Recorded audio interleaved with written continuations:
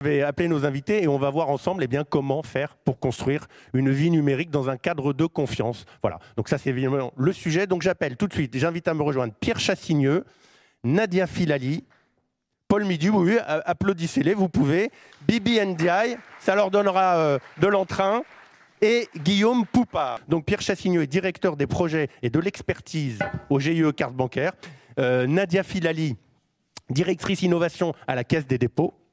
Bonjour. Paul Midi, donc député Paris-Saclay et rapporteur général de la loi numérique. Alors vous avez vu déjà qu'il y a pas mal de sujets pour vous. Bibi Ndiaye, directeur Digital Risk et Compliance Management chez BPCE. Bonjour à tous. Et enfin, Guillaume Poupard, directeur général adjoint de DocaPost. Bonjour. Voilà, super. Merci à tous les 5 de nous avoir rejoints pour cette table ronde. Alors, la première question que j'ai envie de vous poser, c'est une question, je dirais, un peu collective. Quels sont, selon vous, les principaux sujets d'inquiétude? On a vu que voilà, la confiance, va, vient, selon les sujets. Mais quels sont les principaux sujets d'inquiétude pour les internautes dans le monde numérique? Alors, il y en a beaucoup, vous allez me dire, mais bon, les principaux. On fait un petit tour de table rapide. On commence avec vous peut-être, Guillaume. Moi, je trouve ça plutôt bien que les gens n'aient pas confiance. Je vais prendre le contre-pied finalement de ce qu'on pourrait se dire naturellement. Et c'est vrai, quand on rentre dans le détail, on vient de le voir, évidemment c'est plus subtil, mais le monde numérique, il est dangereux aujourd'hui. On le sait bien. Donc, quand on reçoit un mail, on n'est absolument pas sûr de qui l'envoie. Quand on reçoit un SMS, c'est pareil. Parmi les sites web, il y en a évidemment plein qui sont de confiance, mais d'autres qui ne le sont pas. Donc le fait qu'il y ait cette sorte de saine paranoïa de la part du utilisateur, je trouve ça quand même quelque part assez positif. Donc si on devait mettre quelque chose sur le devant, c'est ça, c'est le fait de se dire que les gens ont conscience du fait qu'il y a un problème et du coup sont peut-être mieux armés pour y faire face. D'accord, ok. Une façon de voir les choses très positive, vous avez raison. Paul Midi. J'en citerai 4, mais rapidement. Oui, allez-y. Le premier, c'est que si on regarde chez nos jeunes, 50% de nos jeunes se sont déjà fait cyberharceler. Ouais.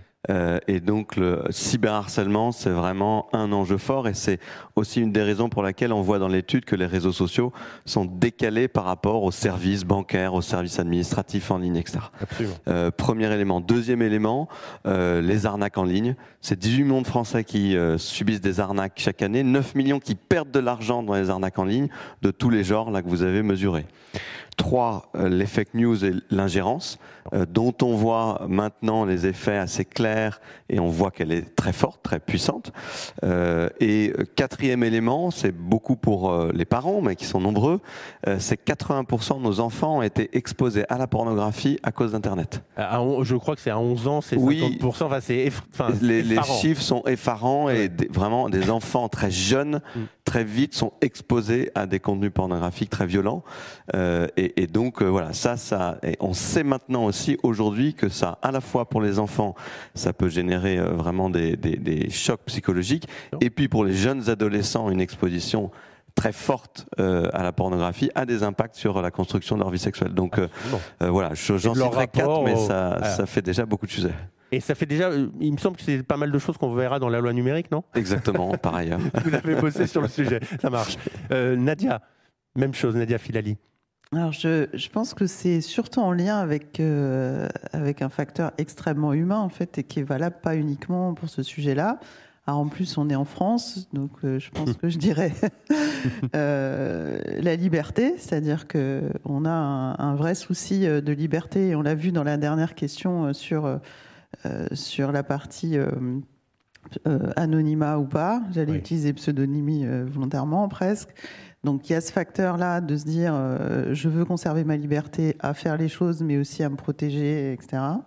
Et à pouvoir communiquer d'une façon ou d'une autre. Il y a un autre paradoxe qui est celui de la transparence, c'est-à-dire qu'on veut toujours plus de transparence, sauf pour nous.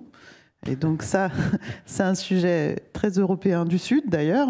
On a fait des études là-dessus sur la confiance avec une distinction entre en anglais trust and confidence et en français on n'a qu'un terme. Mais on a peut-être moins confiance dans l'État et dans un certain nombre d'institutions dans le sud de l'Europe que dans le nord. Et en réalité, parfois, on n'a pas envie que ce qu'on fasse soit su de tous, et notamment de certaines administrations. Donc, il y a ces sujets-là. Ensuite, effectivement, il y a un sujet de peur et de protection de l'enfance, je pense, qui est extrêmement important. Prégnant, Et donc, quelle que soit la personne qui est parent ici, je pense que quel que soit le sujet, on a toujours ce sujet qu'on a envie de traiter et de se protéger. Et puis, il y a une autre forme de peur, et on le voit dans les résultats sur l'IA, qui est assez naturelle, c'est que dès que c'est différent et qu'on ne connaît pas, on ne sait pas faire au début. Et on apprend. Donc, on a une question qui est plutôt peut-être la résilience. Donc, j'en ai cité 4 aussi, comme Paul. Oui, c'est la peur de l'inconnu, ce qui est très connu. Et on arrive à être résilient, et donc ça prend un peu de temps. Mais voilà. Ok, merci. Oui, Pierre Chassigneux. Oui, moi je mettrais en avant 2 points principaux. L'usurpation d'identité, puisqu'on voit dans le sondage combien le risque d'usurpation est élevé aujourd'hui, et donc il faut des moyens pour se protéger contre ce risque-là. Et puis la protection des données personnelles, puisque là aussi, c'est aussi lié, mais ce risque de vol de données personnelles est perçu par les internautes comme un risque important. Et je rejoins ce qui a été dit précédemment, c'est-à-dire la protection des mineurs. Il faut absolument que tous les acteurs de la société interviennent pour mieux protéger nos enfants sur les risques liés à Internet. Donc voilà les principaux sujets qui pour moi, et puis l'augmentation sans fin des arnaques, des escroqueries, où on voit que voilà, on sera en permanence à courir derrière ces nouvelles technologies, et on voit combien l'intelligence artificielle générative notamment est efficace pour aussi leurrer les internautes. Alors Bibiane Ndiaye, merci. Oui, vous êtes le dernier, donc j'espère qu'il vous reste encore des choses à dire. Oui, j'en suis sûr. Oui, ne vous inquiétez pas, il y a toujours des choses à dire. Donc BPCE, juste pour tout le monde, en fait, est plus connu dans le grand public par ces 2 grands réseaux que sont les banques populaires et les caisses d'épargne. Donc c'est 35 millions de clients, 100 000 collaborateurs. Et en termes de parc géré en carte bancaire, c'est à peu près 34 millions. Et en transactions, on est autour de 11 milliards de transactions par an. Donc c'est quand même assez colossal. Et donc, avant de parler peut-être des défis, moi je voulais mettre en avant un point important, parce que globalement, la numérisation et la digitalisation des banques apportent beaucoup de confort aux clients, en gain de temps. Donc les clients ont accès 24 heures sur 24, 7 jours sur 7 à leur compte bancaire. Ils peuvent faire des transactions, en tout cas une partie significative des transactions bancaires. Et donc bien sûr, en face de ça, on a des défis. Et donc moi j'en citerai peut-être 2. Le premier, c'est la lutte contre la fraude. Donc, on a vu que vous avez marqué des points, le secteur bancaire, dans le baromètre, c'est très net. C'est absolument pour ça que je le cite d'ailleurs. Donc la lutte contre la fraude. Et le deuxième point, c'est tout ce qui tourne autour des vols de données. Donc là, je vous rejoins.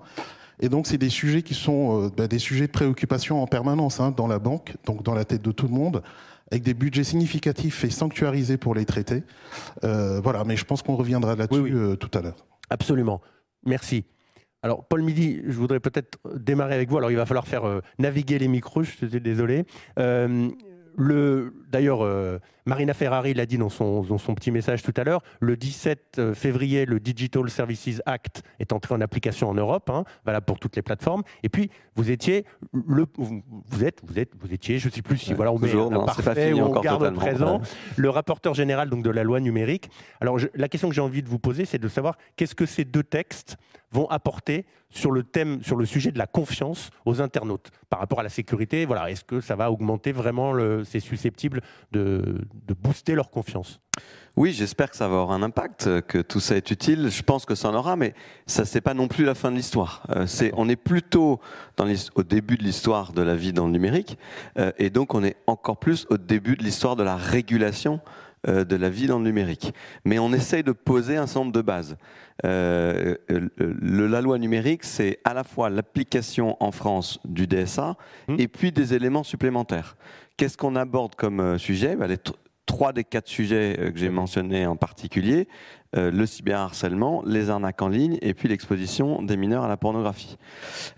Sur le cyberharcèlement, on a trois éléments importants. Un, c'est l'éducation. Je crois que Laurent en a parlé dans son introduction. C'est évidemment très important. C'est l'obligation d'éduquer nos jeunes à qu'est-ce que c'est que l'espace numérique, qu'est-ce que sont les réseaux sociaux, quels sont les dangers et comment on y fait face. Vous êtes tous comme moi dans cette salle, si vous étiez en France quand vous étiez au niveau du collège, vous avez passé une ASSR. Alors ça s'appelait peut-être pas comme ça en fonction de l'âge que vous aviez, mais l'attestation de sécurité routière, vous étiez sur un petit vélo, sur une fausse ville, où vous avez appris à vous arrêter au stop, à savoir qu'il y a une priorité à droite et tout. Vous n'avez pas fait ça? Non. Ah non, bon. non, mais chut.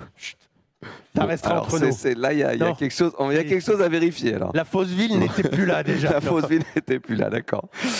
En tout cas, normalement, maintenant, tous les élèves passent une attestation de sécurité routière. Bonne chose. Pour connaître les dangers et les règles quand on circule sur la voie publique. Eh ben, il faut faire la même chose dans l'espace numérique. Ouais. Et c'est le programme PIX qui est en train d'être déployé à la fois pour tous les élèves de 6e. Ça, c'est une première appropriation de ces enjeux. Et puis, une forme de certification à la fin du collège pour voilà, être parfaitement prêt et arriver avant la majorité numérique à 15 ans, à être capable d'aller, par exemple, sur les réseaux sociaux tout seul sans l'accord parental. Donc, le sujet de l'éducation, on a posé les premières bases. Ouais. 2, et c'est le cœur du DSA, c'est la responsabilisation et la sanction des grandes plateformes. C'est-à-dire qu'on leur donne la responsabilité forte de modérer les contenus illégaux et donc de les supprimer le cas échéant, en temps et en heure en fonction de la dangerosité des contenus. Et s'ils ne le font pas en respectant un certain nombre de règles qu'on fixe dans le DSA, eh bien, on tapera au portefeuille puisque la Commission européenne pourra aller mettre des amendes jusqu'à 6% du chiffre d'affaires mondial. Donc on clarifie au niveau européen les responsabilités des grandes plateformes et on leur donne plus de responsabilités qu'avant. Et compte tenu, je vous interromps, excusez-moi, c'est aussi valable pour les contrefaçons, donc produits... Exactement. Exactement, tout à fait. C'est ce que disait la secrétaire d'État juste avant. Le principe, c'est que tout ce qui est illégal dans le monde physique doit être illégal en ligne. Ça se comprend aisément. Oui. Troisième élément sur le cyberharcèlement, c'est qu'on a beaucoup, historiquement, entre guillemets, tapé sur les plateformes. Il faut qu'on commence, évidemment, à taper sur les cyberharceleurs et les cyberarnaqueurs, mais les cyberharceleurs eux-mêmes. Et donc, on met 2 choses dans le projet de loi. Une peine d'amende. Pour la première fois, on va pouvoir mettre des amendes aux cyberharceleurs. Et 2, une peine de bannissement des réseaux sociaux. C'est-à-dire que de la même façon que dans le monde physique, si vous battez votre ex-femme, le juge peut vous bannir pour une durée donnée d'un département entier. Vous n'avez pas le droit d'aller dans tel ou tel département ou dans telle ville. Et bien de la même façon, si vous avez cyberharcelé des personnes sur Internet, vous devez pouvoir être banni par le juge pendant 6 mois ou 12 mois d'une plateforme de réseau social. Et puis on a posé la question, c'est pas dans le projet de loi encore, mais on a posé la question de l'anonymat. Mais ça, je crois qu'on y revient un petit peu plus tard dans la discussion. Absolument, absolument. Oui, et donc, cyberharcèlement, je finis. Arnaque, on met en place le filtre anti-arnaque. Et sur la partie exposition des mineurs à la pornographie, l'idée, c'est de forcer les plateformes de pornographie à mettre des vrais outils de vérification de l'âge, sur lesquels d'ailleurs certains de vos sponsors travaillent, comme le groupe DocaPost, et je les remercie pour être très engagés dans cette démarche. Voilà, on pourra y revenir, mais pour forcer ces plateformes à le faire, si elles ne le font pas, on donne le droit à l'Arcom de les bloquer, de les déréférencer. Alors, d'une manière plus générale, si on raisonne de manière plus globale, qu'est-ce qui relève de la loi finalement et qui peut aller dans le sens de la confiance? Qu'est-ce que la loi, sur quoi la loi a la main, et qu'est-ce qui finalement n'est pas de son ressort et va être plutôt du ressort, on va le voir après, des professionnels finalement? D'une certaine façon, la loi, elle peut venir sur tous les sujets, mais quand il y en a besoin, c'est presque en dernier ressort. Moi, j'aurais préféré qu'on n'ait pas besoin de légiférer autant les grandes plateformes de réseaux sociaux parce qu'ils auraient eux-mêmes mis en place des outils suffisamment probants pour que le niveau de confiance soit beaucoup plus élevé. Donc nous, on peut arriver sur tous les sujets. Mais la loi, ce n'est qu'un des éléments, qu'une des façons de pousser le système dans un sens. Et les acteurs privés... En fait, d'un point de vue chronologique, si j'ose dire, pas d'un point de vue évidemment statutaire, mais d'un point de vue chronologique, on aimerait que ce soit plutôt les professionnels qui prennent le devant, et la loi n'intervient que si vraiment on n'arrive pas à s'entendre et qu'il faut taper du poing sur la table. C'est ce que vous voulez dire. Exactement. Et souvent sur les sujets, on l'a dit par exemple pour l'intelligence artificielle, c'est ce qu'on porte politiquement avec la majorité présidentielle. On veut d'abord innover avant de réguler. Parce que si vous régulez un truc avant que l'innovation ait lieu, vous ne savez pas ce que vous régulez, vous faites souvent n'importe quoi. Donc oui, on préfère d'abord des acteurs qui font bien leur boulot le mieux possible et qu'on n'ait pas besoin derrière de rattraper des problèmes. Mais aussi pour ça, ça pose le sujet de la souveraineté, parce que des acteurs qui font bien leur boulot, c'est des acteurs qui font les boulots dans le sens de nos valeurs. Et donc, évidemment, ça a plus de chances d'arriver quand ces acteurs-là, ils sont français ou européens. Mais ça, c'est encore un autre débat sur lesquels... La souveraineté, sujet dont on parlera sans doute aussi. Mais quand on regarde là, les acteurs qui sont dans la salle, je me faisais la petite réflexion en écoutant l'étude que vous avez commise, qui est vraiment hyper riche, et vraiment merci pour ça. Les nombres de points de contact que les sponsors, rien que les sponsors qui sont ici, ont avec nos concitoyens, sont beaucoup plus nombreux que l'administration. Oui.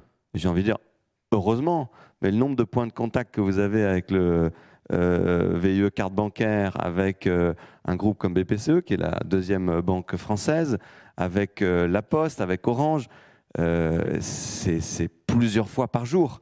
Et donc, ces groupes-là ont une responsabilité extrêmement importante d'éduquer et d'informer nos concitoyens. Je crois que d'ailleurs, ils le font, et les réseaux bancaires en particulier, et que ça se voyait dans votre étude. Vous n'êtes pas trop malheureux que l'administration passe derrière les banques en termes de confiance? Non, c'était une petite boutade. Non, pas du tout. Non, c'est bien. Moi, je suis ravi que les banques passent d'autant plus en vrai. Mais en tant qu'usager des banques, c'est tellement bien sécurisé, parfois même, que ça nous empêche de faire des transactions qui paraissent pourtant simples, évidentes et sans difficulté. Donc, trouvez le bon équilibre, chers amis. Alors, donc, madame et messieurs les professionnels, alors justement, on l'a vu, donc la réglementation, enfin la loi, là en l'occurrence, n'est censée intervenir peut-être qu'au dernier moment. Comment est-ce que vous, les uns et les autres, dans vos secteurs respectifs, eh bien, vous pouvez prolonger cette réglementation, ou en tout cas la devancer, encore mieux, voilà, pour faire avancer les choses, finalement, en tant que connaisseurs de vos sujets respectifs, évidemment, vous êtes les mieux placés, comme le disait Paul Midi, pour prendre les bonnes décisions. Alors, peut-être avec vous, Guillaume Poupard, pour démarrer. DocaPost. Déjà, c'est une colle. Non, pas du tout. Pas du tout. Déjà, pour dire que la réglementation, bon, moi je suis un peu un être hybride en transition, donc j'ai un avis peut-être particulier, mais la réglementation, c'est hyper précieux sur ces questions-là, parce que c'est ce qui donne le cadre, c'est ce qui permet de créer une équité entre les acteurs. Et tel que je l'ai vécu, ça fait que 10 ans, par exemple, dans le domaine de la cybersécurité, qui est quand même très adhérente à la question de la confiance, ça fait que 10 ans qu'il y a de la réglementation pour dire à certains acteurs, vous devez vous protéger. Ça peut paraître une évidence.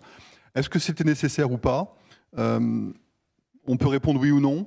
Peut-être qu'on aurait pu laisser faire la nature, et chacun se serait mis à se protéger face finalement à la multiplication des attaques et aux préjudices constatés.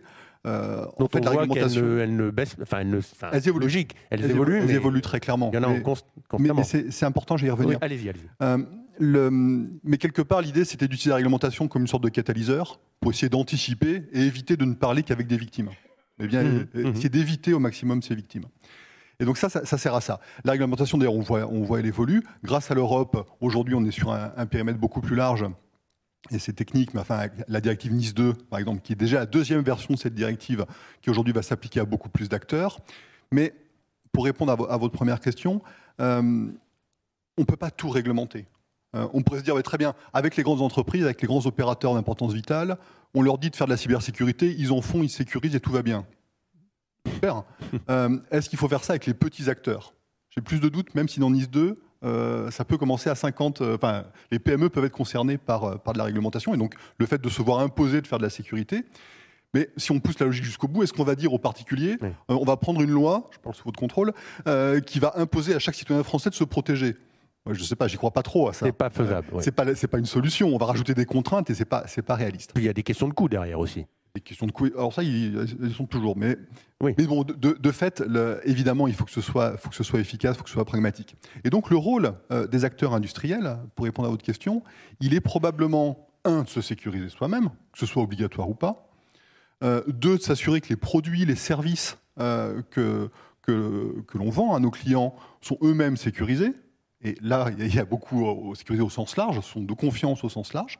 Il y a encore beaucoup à faire, probablement. Nous, on a DSA va aussi dans ce sens. Effectivement. Vérifier aussi pour les marketplaces qui sont les vendeurs qui passent par la marketplace. On les a contrôlés avant, on sait qui ils sont.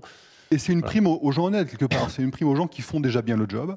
Et il y a peut-être un troisième point qui est plus subtil, plus complexe à mettre en œuvre et très important, à mon avis, c'est celui de on a une responsabilité, les gros acteurs ont une responsabilité vis-à-vis de leur écosystème. Donc comment faire pour que ces partenaires, parfois des petits acteurs, parfois des PME, des TPE, sont eux-mêmes sécurisés? Alors il y a deux manières de faire. Soit on dit on vous impose d'être sécurisé pour travailler avec nous. Là encore, c'est pas forcément très réaliste, même si de plus en plus c'est le sens de l'histoire. L'autre possibilité, c'est de les aider à se sécuriser.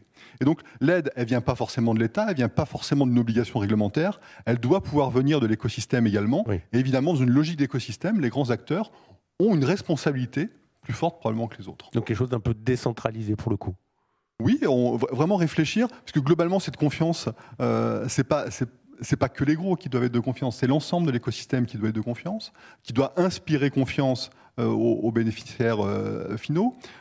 Et donc, toujours pareil, si nous, on fait bien notre travail, on est bien sécurisé, on pense être de confiance, mais si nos partenaires finalement qui apportent certaines briques, eux se font attaquer par exemple, ou sont utilisés par des malfaisants, c'est l'ensemble de l'écosystème qui se voit exposé à un vrai problème de défiance là pour le coup. Bien sûr. Alors, Nadia Filali, même sujet, même question, pardon. Donc, les professionnels, quel est leur rôle dans ce dialogue, voilà, on va appeler ça un dialogue avec la réglementation? Alors, les professionnels, je parlerai moi aussi d'écosystème et d'innovation, parce que... Caisse des dépôts. Il y a plusieurs... Alors, la Caisse des dépôts...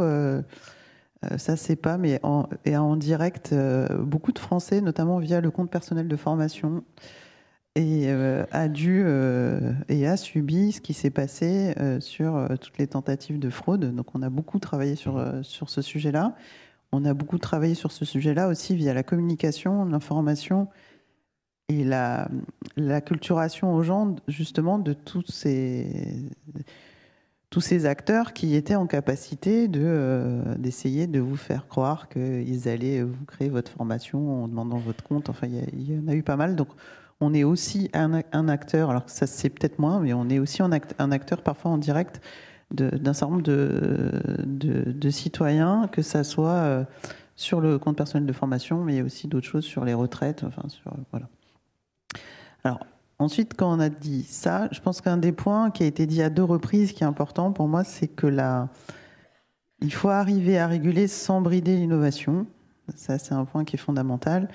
Et l'innovation, elle ne se fait pas uniquement par les grands acteurs qui sont sur la table, elle est aussi proposée par des acteurs plus petits de l'écosystème, que ce soit des startups françaises et ou européennes. Et je rejoins le sujet qui est important pour nous, en tout cas au niveau de la Caisse des dépôts, de promouvoir aussi la souveraineté de cette innovation. Même si c'est complexe et qu'on n'est pas dupe sur ce qui se passe, mais c'est quand même un sujet important. Et là-dessus, ce qu'on a vu sur les réponses au questionnaire, je pense que le sujet essentiel, c'est l'usage et l'usager. En réalité, si on voit que les gens commencent à avoir confiance à l'authentification via l'authentification faciale, la partie... Identité numérique, authentification forte. Etc. Au départ, ça peut paraître super rébarbatif, et notamment de commencer à s'enrôler sur ces sujets-là. Mais au fur et à mesure, on se rend compte que ça soit les banques ou d'autres acteurs, et notamment DocaPost, ont mis en place des systèmes qui permettent d'aller beaucoup plus vite là-dessus, de façon beaucoup plus fiable et beaucoup plus simple. Et donc, quand je suis un usager, si j'arrive déjà à le faire facilement, je pense que j'aurai plus confiance que si je commence, même si c'est plus sécurisé, à le faire de façon compliquée. Je pense que donc, il y a un point vrai de vue usage, fluidité. Moi, je pense que si l'usage est fluide, traité par des acteurs qui ont une qualification de confiance ou de tiers de confiance, que ça soit la Poste, les banques ou les opérateurs téléphoniques ou même le GIE carte bancaire, ces acteurs-là ont un capital confiance quelque part parce que font l'objet en quelque sorte d'un tiers de confiance. Et donc si vous arrivez à, de par ce capital confiance, mettre aussi en place des usages et de la technologie qui permet d'aller plus facilement vers vos usages, je pense que ça c'est un premier point qui va faciliter dans la montée en gamme de la confiance. C'est le premier point. Ensuite, il y a un facteur aussi de robustesse, de qualité de cela. Donc, c'est vrai que Peut-être qu'au départ, les acteurs bancaires, quand ils ont commencé à faire des activités en ligne, c'était peut-être pas super moderne et super souple, on va le dire. Mais je trouve que là-dessus, non, mais c'est vrai, mais c'est normal. C'est valable pour nous aussi. Mais du coup, aujourd'hui, on arrive à une nouvelle génération d'actifs digitaux qu'on peut mettre en place, qui sont plus souples et sur lesquels qu'on soit, quelle que soit la classe d'âge. Moi, j'opèse pas les âges. J'ai des parents qui lisent leur journal sur leur iPad et qui viennent de changer d'iPhone plus vite que moi et qui ont une montre au poignet que je n'ai pas. Donc, je pense que c'est pas non plus une question d'âge. C'est une question. On l'a vu dans le baromètre. Ça. L'âge, les plus de 65 ans maintenant sont ils poussent. Enfin, ils sont très en avance. Ouais, ils poussent. Et du coup, je pense qu'il y a ce. Je ne prédage pas de l'âge de tes parents, Nadia. Non, mais je n'ai pas passé le test sécurité. Moi non plus. Routière, je pense.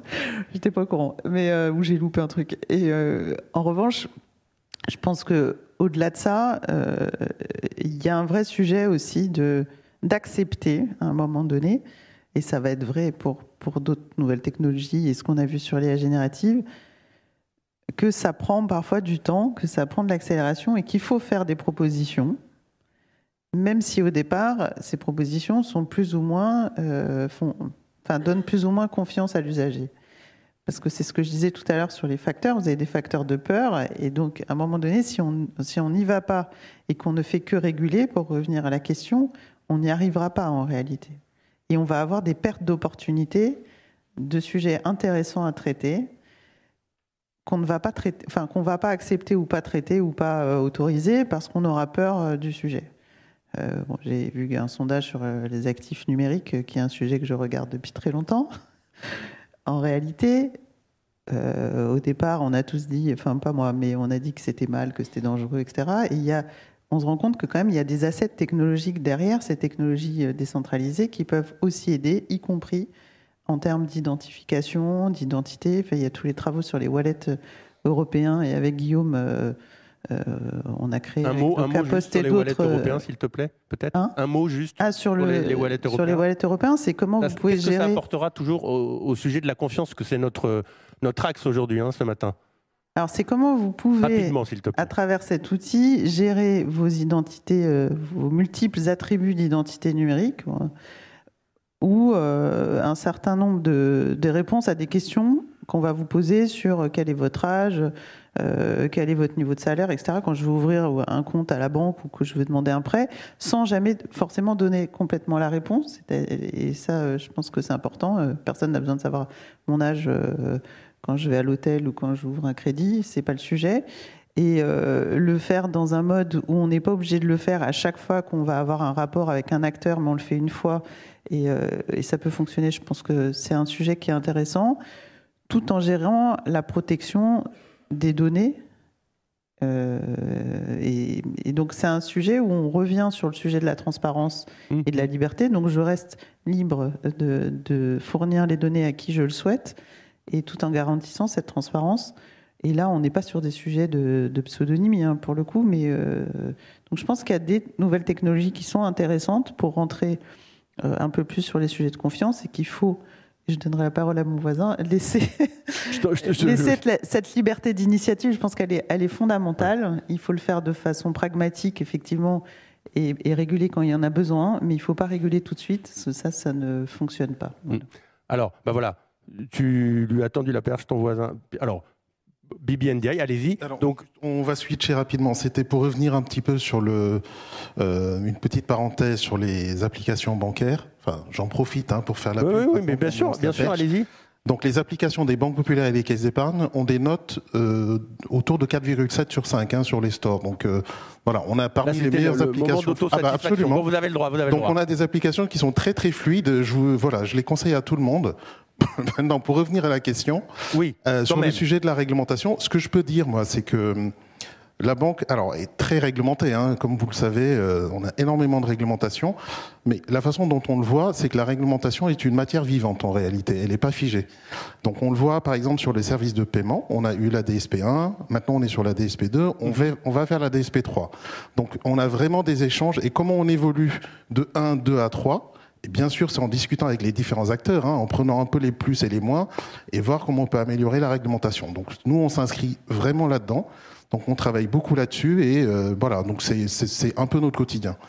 Après, peut-être des attentes qu'on peut avoir sur la réglementation, mais qu'on commence à voir arriver, hein, c'est, comment dire, parce que la banque ne peut pas tout faire. Quand je prends l'exemple de la lutte contre la fraude, nous on fait le maximum, sincèrement, hein, en termes de détection, en termes de sensibilisation, de formation, etc. Mais il y a certains types de fraude, par exemple, je ne sais pas, on ne l'a pas encore cité, mais type le spoofing, vous voyez ce que c'est ? Alors, je vous interromps, effectivement, peut-être avez-vous vu les uns et les autres, je vous prie de m'excuser Bibi, un documentaire il y a quelques jours, c'était fin février je crois, sur Envoyé spécial, effectivement, où donc voilà, je vous laisse en parler. Voilà, donc le spoofing, c'est un fraudeur qui vous appelle, hein, qui fait de l'ingénierie sociale. Vous voyez facialement sur votre téléphone le numéro de la banque, hein, qui s'affiche. Donc évidemment, c'est compliqué, parce qu'on se dit la banque m'appelle, parce qu'on voit le numéro de l'agence qui s'affiche, on a tendance à répondre et à suivre ce qu'on nous demande.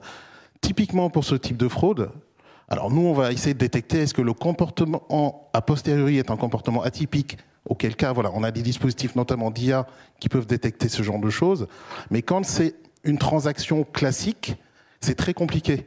Et donc dans ce cas-là, il faut absolument que l'on embarque le secteur des télécoms, parce que je veux dire, enfin voilà, c'est avec eux qu'on doit travailler. Donc ça a commencé avec la Banque de France, via l'OSMP, qui a sorti des recommandations l'été dernier, de mémoire, en mai 2023, pardon, dont 2 recommandations vont au secteur des télécoms. Voilà, donc là, on a commencé à travailler avec eux. Donc on a leur superviseur, je crois que c'est l'ARCEP. Oui, l'ARCEP, voilà. Donc on commence à travailler avec eux, mais c'est typiquement ce genre de choses dont on aurait besoin demain, un peu cross-sectoriel en termes de réglementation pour absolument qu'on avance tous ensemble dans la même direction et mieux lutter contre la fraude. Et un autre secteur que je peux prendre, hein, par exemple l'administration, on travaille bien avec l'administration, hein. Même si ce n'était pas le cas, je ne l'aurais pas dit. Donc, on travaille quand même bien objectivement avec l'administration. Donc, on a accès à des API, par exemple, qui nous permettent de vérifier certaines données. Donc, on travaille, par exemple, avec le ministère de l'Intérieur sur des données d'identité, avec le ministère de l'Économie sur d'autres problématiques quand on doit ouvrir un compte d'épargne populaire, parce que voilà, il y a quand même des choses à respecter. Donc, on travaille déjà avec l'administration pour bien sécuriser les transactions. Maintenant, il faut qu'on regarde comment mieux travailler avec les autres secteurs qui impactent quand même les transactions dans un cadre numérique. Voilà, donc ça, s'il y avait une attente... Par exemple, un ou 2 autres secteurs qui pourraient être mis sur la liste ? Alors, pour l'instant, celui que j'ai en tête et vraiment qui m'obsède, c'est la partie, c'est les acteurs côté télécom. Après, un autre secteur... Le secteur de la santé, on entend beaucoup parler d'attaques sur les systèmes de santé. Évidemment, il y a quand même un certain nombre, déjà les rendez-vous chez les médecins, puis il y a des informations personnelles, etc. Alors, c'est pas vous, peut-être directement, évidemment, le secteur bancaire qui est, je veux dire, mis en première ligne, mais est-ce que c'est aussi un secteur, le secteur de la santé, avec lequel vous pourriez être amené? Il y aurait des intérêts à collaborer, en tout cas? Absolument, parce qu'on est banque assureur, hein, donc on a la banque, mais on a également des entités côté assurance. Donc vous voyez bien que pour les mutuelles, on a des choses à faire avec les compagnies, avec le secteur de la santé. Et pareil, quand vous faites un crédit, immobilier, dans certains cas, dans certaines situations, on a besoin de certaines données de santé. Donc effectivement, il y a des ponts à avoir et à faire entre la banque et le secteur de la santé, bien sûr. Ok, ça marche, c'est noté. La demande est faite. Pierre Chassigneux, alors, voilà, l'identification numérique, on l'a vu, on en a parlé à plusieurs reprises, on l'a vu dans le baromètre, ça fonctionne bien, très bien même. Alors voilà, je crois que vous avez effectivement, vous bossez sur le sujet au GIE Carte Bancaire. On travaille sur le sujet et moi je ne veux surtout pas opposer la régulation à la self-régulation, les deux sont absolument indispensables. Et je suis tout à fait d'accord quand on dit que la régulation ne doit pas brider l'innovation et la régulation doit intervenir lorsque justement la self-régulation n'a pas fonctionné. Et je vais prendre un exemple très concret sur ce qui a été vu. Je suis ravi de voir que les banques ont une position de confiance importante. Ce n'est pas le fait du hasard. Si on prend l'exemple de la sécurisation des transactions de paiement par carte, Aujourd'hui, on est tous confrontés à la mise en œuvre de l'authentification. Ça fait presque 20 ans que un standard existe pour la sécurisation des paiements par carte sur Internet. Et pour autant, il a fallu attendre la DSP2 pour que tous les acteurs européens la mettent en œuvre. Pourquoi ? Parce que c'était en fait un objet de concurrence. Et il ne faut pas que la sécurité soit un instrument de concurrence.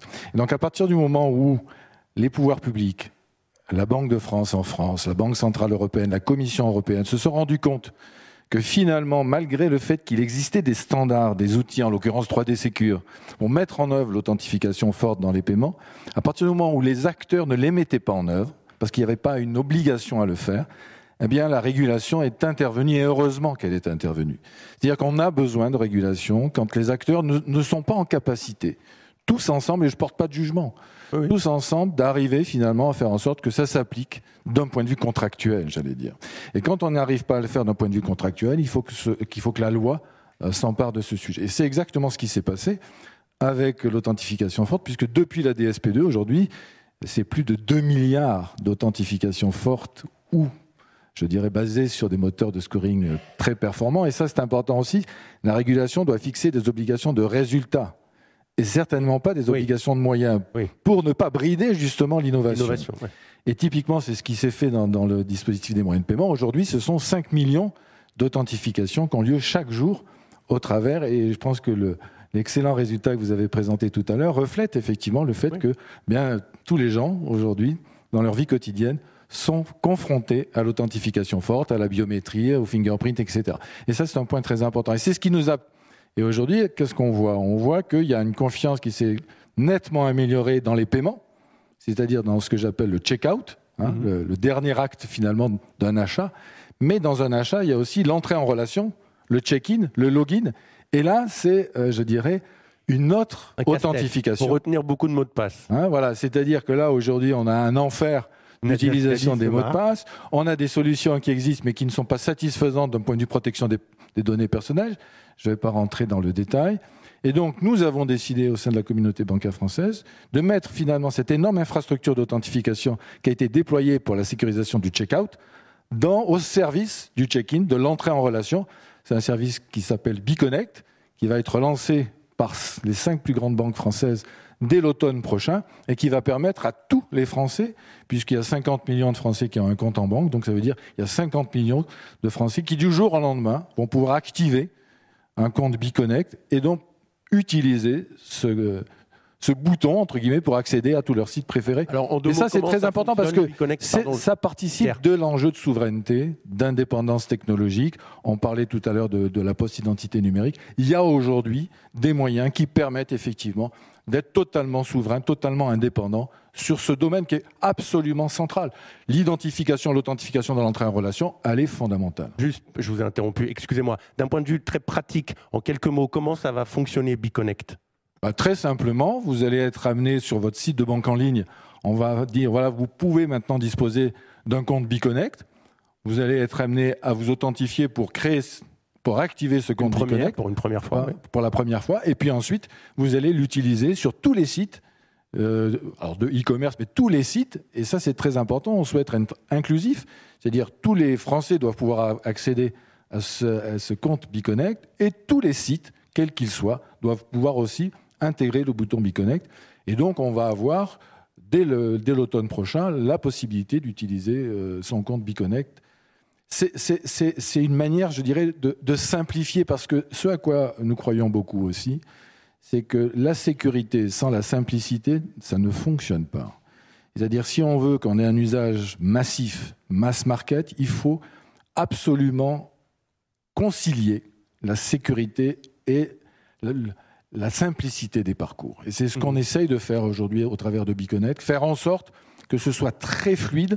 On va accéder, grâce au bouton BeConnect, en un clic, dans 80% des cas, sans même avoir une authentification, puisque, vous l'avez dit tout à l'heure, souvent le maillon faible, c'est l'humain.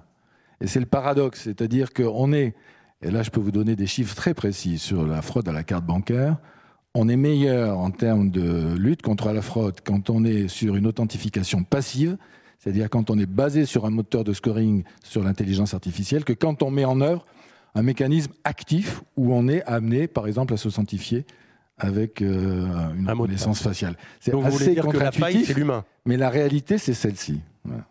Ok, merci. Petite question. On a vu dans le baromètre qu'effectivement, toutes les actions de communication, de formation ont eu quand même beaucoup d'effets sur la progression de la confiance, et c'est évidemment très, très souhaitable.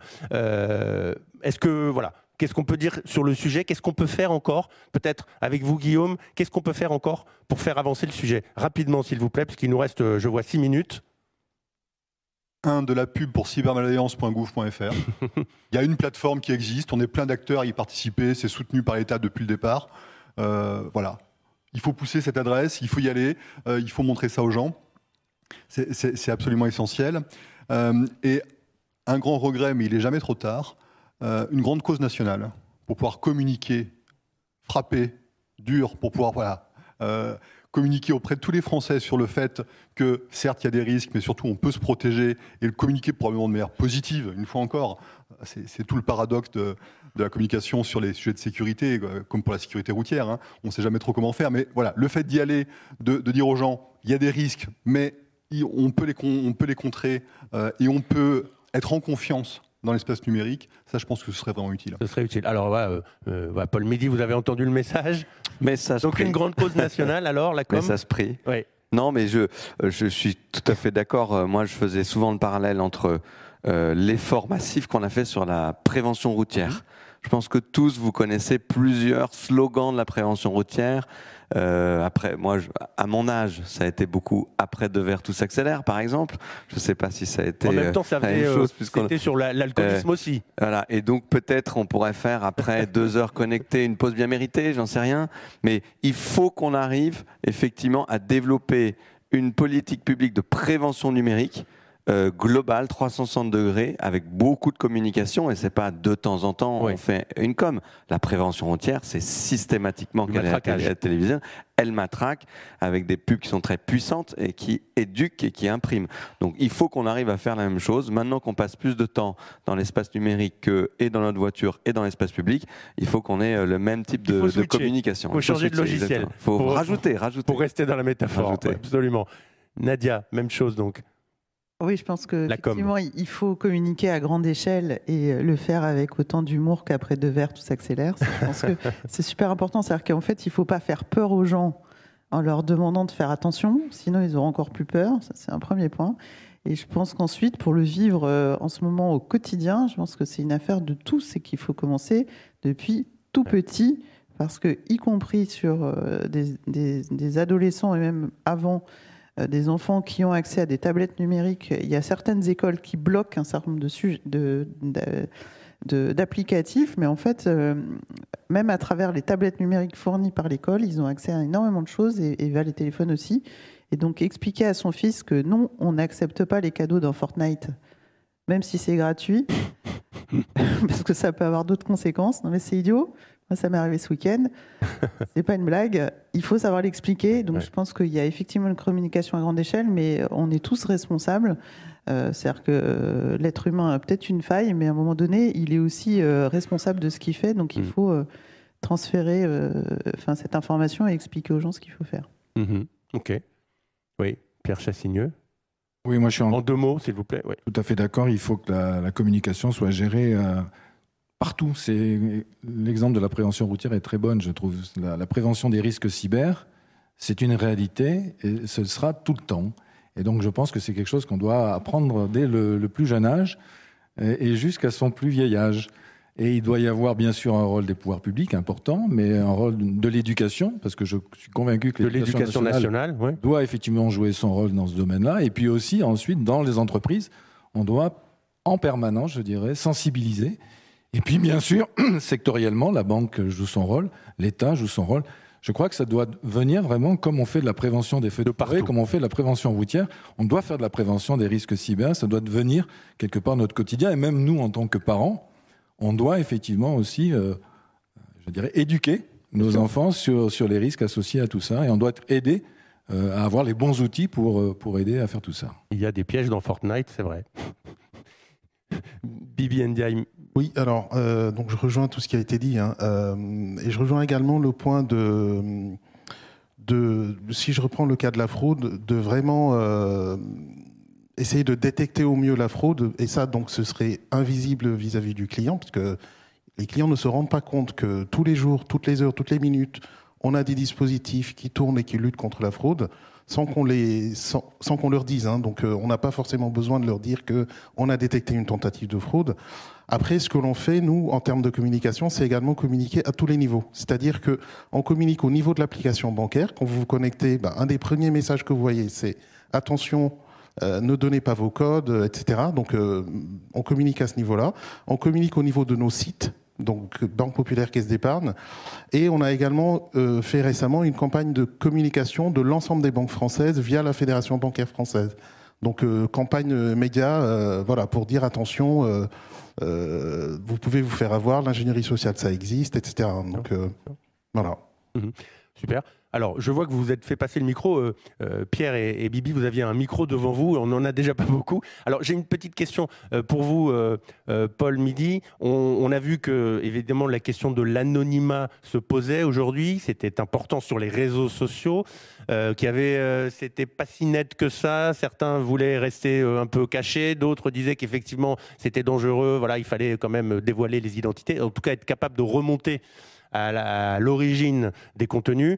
Alors, les hommes et femmes politiques que vous êtes prennent ce sujet à bras le corps. Voilà, justement, qu'est-ce qui s'annonce dans les prochaines semaines ou prochains mois, en tout cas? Alors, en fait, je me permets un commentaire, un ajout, parce que je pense que c'est en fait très net. Pourquoi? Parce que dans l'anonymat, on met deux concepts différents. Il y a ce qu'on appelle le pseudonymat, c'est-à-dire la capacité à ne pas donner son nom et avoir, par exemple, un compte réseaux sociaux, Polo91 avec la photo de mon chat, si je veux. Ça, c'est le pseudonymat, je suis anonyme vis-à-vis des autres usagers. Deuxième chose, c'est l'anonymat vis-à-vis des autorités de police et de justice si je fais des choses qui sont illégales. Et donc, dans la première question que vous posiez, je pense qu'il y a la compréhension très forte que l'anonymat face à la police et à la justice, c'est un danger. Oui, parce que là, on ça crée de l'impunité et ça crée de la violence. Par contre, la capacité à être sous pseudonymat et donc de ne pas forcément exactement mettre son nom, son identité, toutes ces infos personnelles accessibles aux millions, aux milliards d'utilisateurs sur Facebook, ça peut être une sécurité.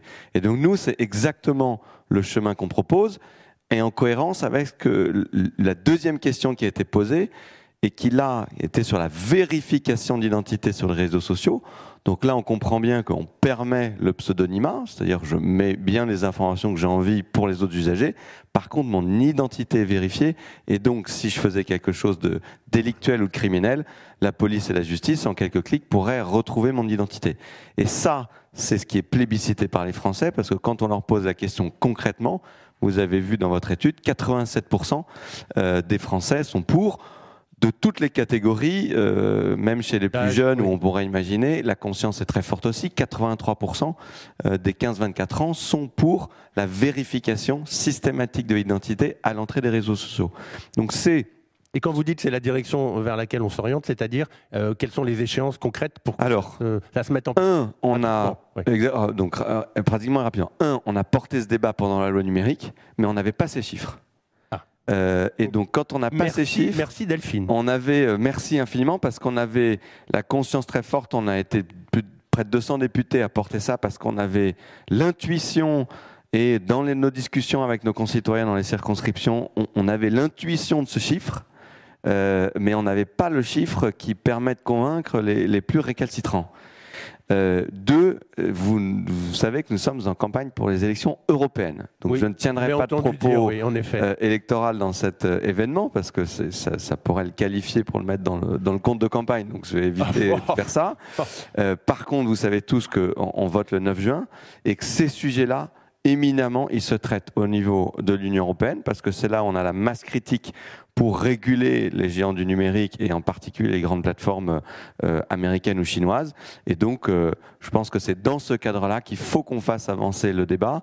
Donc, merci d'avoir mis du factuel sur ce débat et bien, voilà, qu'on différencie bien. Évidemment, dans la vraie vie, j'ai pas l'obligation de donner mon nom quand je suis dans ma voiture ou dans la rue.